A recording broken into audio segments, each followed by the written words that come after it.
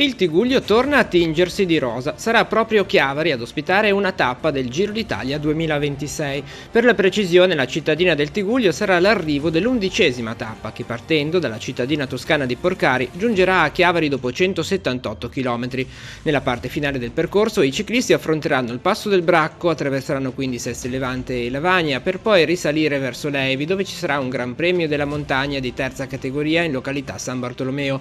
Da qui scenderanno verso il traguardo, una tappa che potrebbe riservare molte sorprese. Potrebbe essere una tappa sorpresa e potrebbe esserci anche un arrivo non in volata come invece potrebbe essere previsto per una tappa che comunque, voglio dire, non ha dei picchi così elevati. E poi dopo è chiaro che il Giro rappresenta per me e per tutti qualcosa di un attaccamento generale a quello che è il valore dello sport, e ci ricordiamo grandi ciclisti, almeno io li ricordo quando ero bambino, da Beppe Saroni fino a Francesco Moser, che da poco è stato qui a Chiavari, fino ad arrivare al grande Bernard Hinault per quanto riguarda, per citare, un corridore francese. Cosa significa per la città questo traguardo?